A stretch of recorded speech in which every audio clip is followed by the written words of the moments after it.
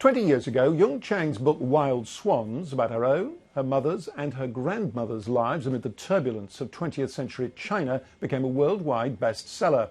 She followed it up with Mao, a devastating 900-page biography of the man she believes was a tyrant.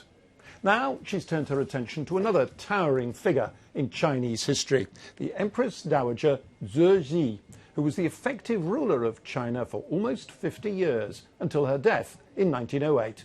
Was she, as popular legend has it, a tyrannous despot, or was she in fact an extremely effective practical politician and a modernizer?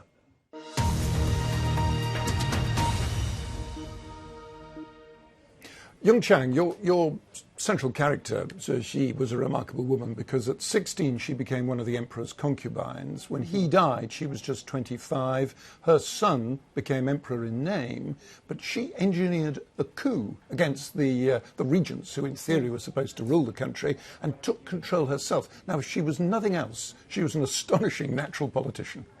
Yes, she was. She was actually a politician in almost a rather modern way. I mean, not her coup, but her coup was a very popular one because she got rid of 8 regents appointed by her husband, and she made herself the de facto ruler.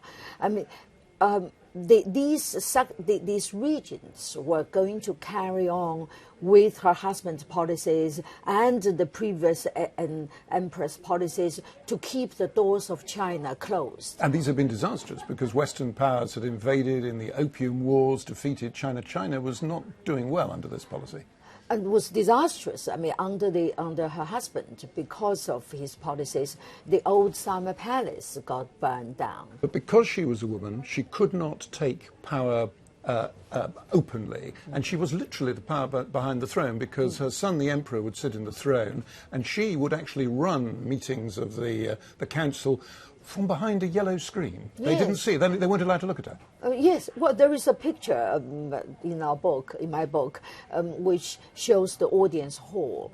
At the time, China had strict male-female segregation, so she couldn't meet her male officials. The officials were all male, so she would have to sit behind the silk screen, and the officials would prostrate themselves in front of the throne, and her 5-year-old son would be occasionally put on that throne. But it was from that, almost crippling position that she proceeded to change China, and she launched the modern China. Now, this is the key point of your book, and it's perhaps the most controversial one, because the standard view of Cixi is that she was a despot, a reactionary, villainous, indeed murderous woman, and the last thing you would associate with her, until the very end of her life perhaps, is a project of modernization. You say she was a modernizer from the beginning. Well, yes, because modernization started in 1861, when she seized power. I mean, some of the achievements were acknowledged, they were common knowledge, but they were always credited to the men around her. But her detractors do have something to be said for them. For instance, in 1900, there was this thing known as the Boxer Rebellion. A lot of Chinese peasants, effectively, very anti-Western, formed gangs which rampaged around massacring foreigners. As a result of that, the Western powers, America, Britain, Germany, Japan, all invaded. It was a disastrous war. Beijing was very badly knocked about. There was a lot of destruction, and Cixi herself had to flee with the court and didn't get back to Beijing for 18 months. Now, she backed the Boxers. That doesn't sound like the move of a pro-Western modernizer.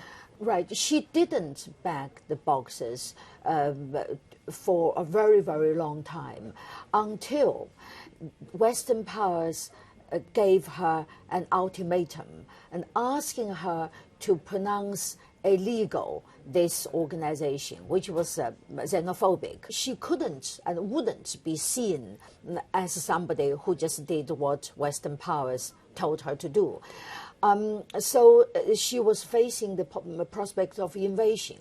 And then at this point, she misguidedly thought she could use the Boxers to fight invaders. So you acknowledge that that was a mistake on her part. What about something that happened right at the very end of her life? It turns out, we now know, she poisoned her stepson, who was the emperor at the time, to prevent him from succeeding after her death.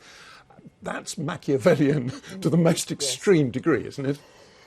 Well, the thing is this, the day before she died, when she knew she was going to die, she poisoned her adopted son, who was the emperor at the time, but who was her prisoner because he had been involved in a plot to assassinate her before.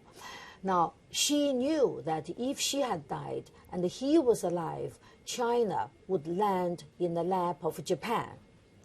And the reason is the Japanese had been trying to turn her adopted son into a puppet of theirs. They had been trying to kidnap him.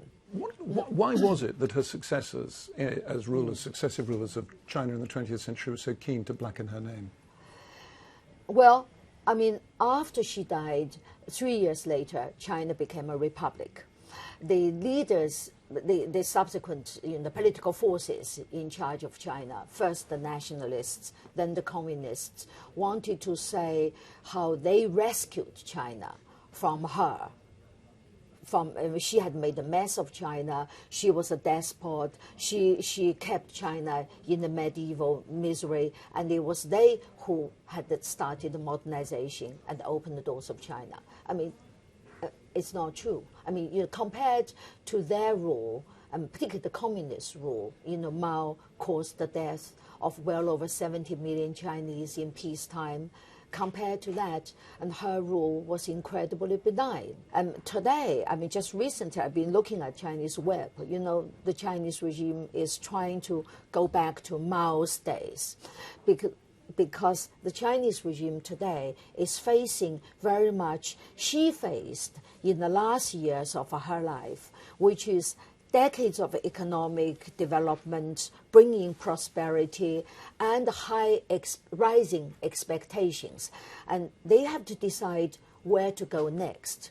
The current regime in Beijing decides to go back to Mao's time. And she decides to push ahead, not to wind the clock back, but to push for political reforms. She introduced the Western legal systems, she created a free press, and she wanted to introduce the vote to China, to turn China into a constitutional monarchy like Britain with an elected parliament.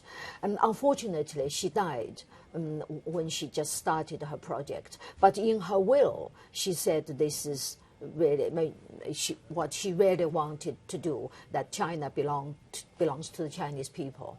Jung Chang, thank you very much indeed. Thank you.